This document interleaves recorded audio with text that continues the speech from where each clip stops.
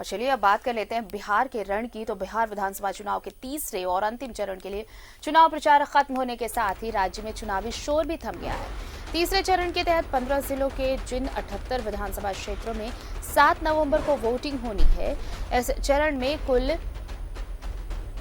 2,35,54,071 मतदाता मतदान करेंगे।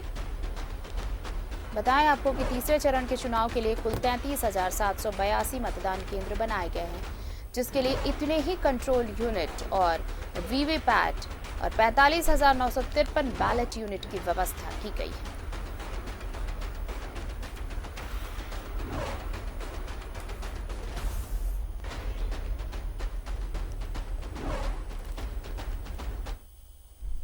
और चलिए रुक कर लेते हैं पटना का। हमारे सहयोगी ऋषिकेश जुड़े हुए हैं पटना से।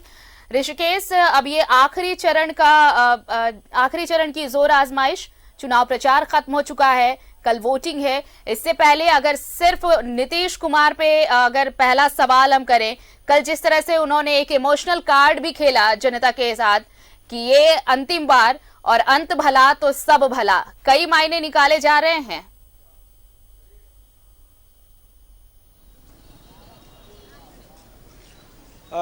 बिल्कुल आरती, नीतीश कुमार का ये ऐलान एक आखिरी ट्रम्प कार्ड कहा जा रहा है उनका, क्योंकि मास्टर स्ट्रोक के बूते वो सीमांचल और मिथिलांचल की सीटें जीतना चाहते हैं। जो 78 सीटों का चुनाव है उसमें से तकरीबन आधे से ज़्यादा 40 ऐसी सीटें हैं जहां मुस्लिम यादव समीकरण बहुतायत संख्या में है, और यहां से जनता दल यूनाइटेड ने बहुत सारे अपने मुस्लिम उम्मीदवार को भी चुनाव मैदान में उतारा है।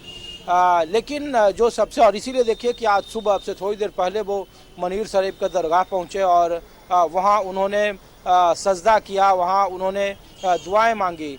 तो एक कोशिश जरूर है, हालांकि राजनीतिक गलियारों में जो विरोधी हैं इसके अलग अलग तरीके के मायने निकाल रहे हैं। उन्होंने कहा कि नीतीश कुमार के किसी भी वादे पर एतबार नहीं करना चाहिए, क्योंकि हमेशा वो अपने वादों से पलटते रहे हैं। 2014 में उन्होंने कहा था कि मिट्टी में मिल जाऊंगा लेकिन बीजेपी में कभी नहीं जाऊंगा, लेकिन देखिए आज किसके साथ वो सरकार चला रहे हैं। एक वक्त में उनको सबसे ज्यादा लालू यादव से परहेज था, लेकिन उनके साथ उन्होंने गठबंधन किया और सरकार चलाई उन्होंने। अब वो कह रहे हैं कि राजनीति से संन्यास लूंगा, तो इसका मतलब आप कतई नहीं मानिए, ये सिर्फ और सिर्फ इमोशनल कार्ड है, क्योंकि लग रहा है कि पहले और दूसरे चरण के चुनाव में जो कांटे की टक्कर है, अगर इस चुनाव में जनता दल यूनाइटेड का बेड़ा गर्क हुआ तो काफी मुश्किल हो जाएगी।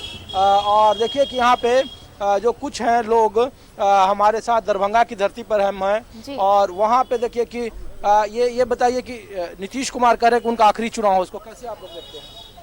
इस बार तो यहाँ से नीतीश कुमार को भगा देना है बिहार से। हाँ, नीतीश कुमार का ये आखिरी चुनाव है, इसको कैसे देखते हैं?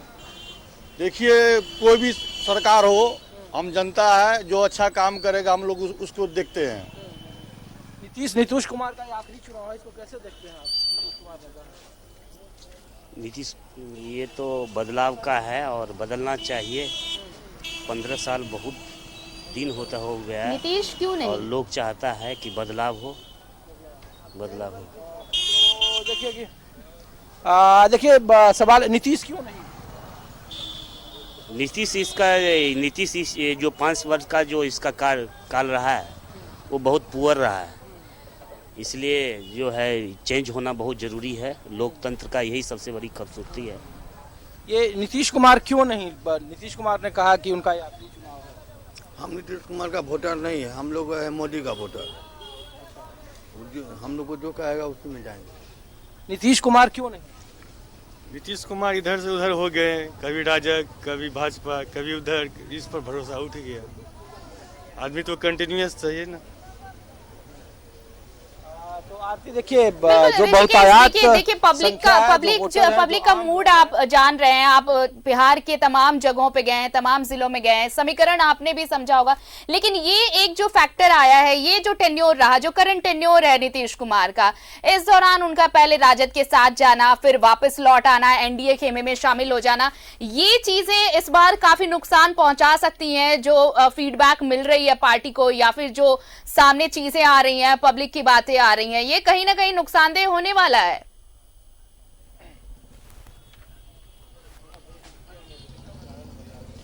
बिल्कुल आरती, देखिए लोग एक सिरे से खारिज कर रहे हैं नीतीश कुमार को। हालांकि ऐसा नहीं है कि मोदी के समर्थक नहीं है, प्रधानमंत्री मोदी के नाम पर भी लोग वोट दे रहे हैं। जी, जी। लेकिन जो इस चुनाव में सबसे बड़ा नुकसान है वो नीतीश कुमार है और उनकी पार्टी का है, क्योंकि कोरोना अब से 6 महीना पहले इंडिया में एंट्री करता है और जो लचर व्यवस्था, अमेरिका से भी ज़्यादा खराब व्यवस्था बिहार के बारे में कहा जाना लगा।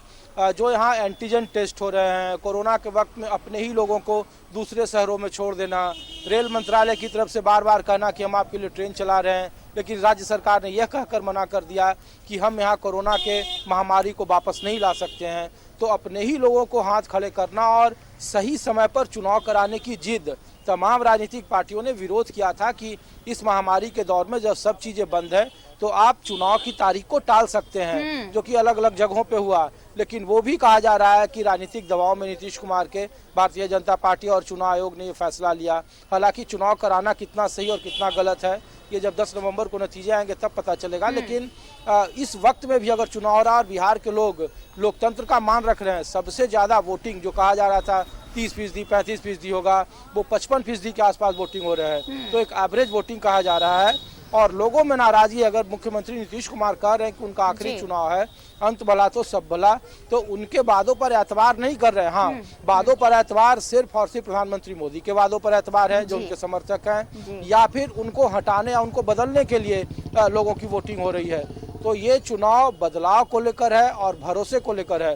भरोसा केंद्र की नीतियों को लेकर है और ऋषिकेश, एक बहुत छोटा सा सवाल और आखिरी सवाल मैं आपसे ये लेना चाहूंगी। आपने तकरीबन लगभग पूरा बिहार इस बार आप घूम चुके, आपने लोगों के मूड को समझा, देखा। ये जो लास्ट फेज है 74 सीट, 40 से ज्यादा सीटें आप देखिए राजद के में जो महागठबंधन अगर आप कहें तो वहां पर उनका कब्जा है। क्या इस बार का जो मूड है, अगर इन 74 सीटों की अगर हम बात करें तो कितना कितना समीकरण बैठ रहा है एनडीए और यूपीए खेमे के लिए?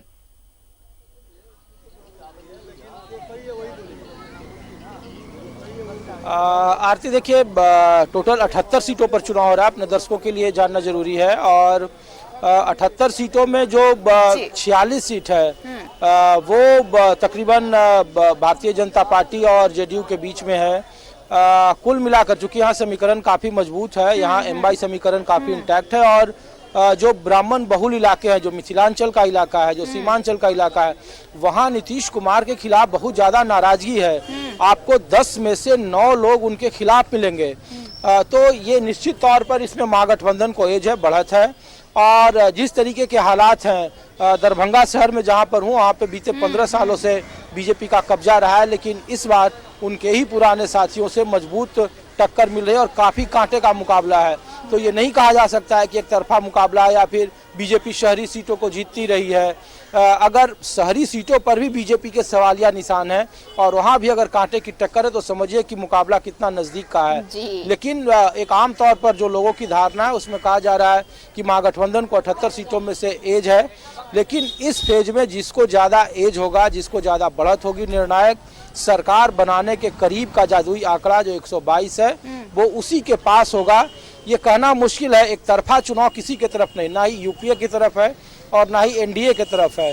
तो ये कहना बेहद मुश्किल है कि 122 का जो जादुई आंकड़ा है वो किसके पक्ष में जाएगा। जिसके पक्ष में जाएगा वो बहुत ही थोड़ा मार्जिन से जाएगा, क्योंकि दोनों तरफ से मुकाबला कांटे का है। कुछ जगहों पे महागठबंधन भारी है और कम से कम इस फेज में जो 78 सीटें का चुनाव हो रहा है इस फेज में 2 चीजें बहुत अहम रहने वाली हैं। एक तो एमवाई समीकरण जिसकी बात हो रही है उसका जादू इस बार चलता नजर आ रहा है, जिस तरह से तेजस्वी की सभाओं का भी आप तस्वीरें वहां की देख लें। और दूसरी चीज ये कि ये जो 78 सीटें हैं इनमें से 50% सीटें भी अगर आती हैं महागठबंधन के खेमे में तो फिर पाला पलड़ा जो है वो भारी हो सकता है। और भी अपडेट्स लेंगे ऋषिकेश आपसे। फिलहाल तमाम बातचीत के लिए बहुत बहुत शुक्रिया आपका। तो बिहार चुनाव और ये अंतिम फेज का चुनाव, तीसरे चरण का चुनाव, कल वोटिंग होनी है 78 सीटों के लिए। 15 जिलों की 78 सीटें हैं और देखना होगा कि 10 नवंबर को जब ईवीएम खुलेगा तो जनता ने फैसला किसके पक्ष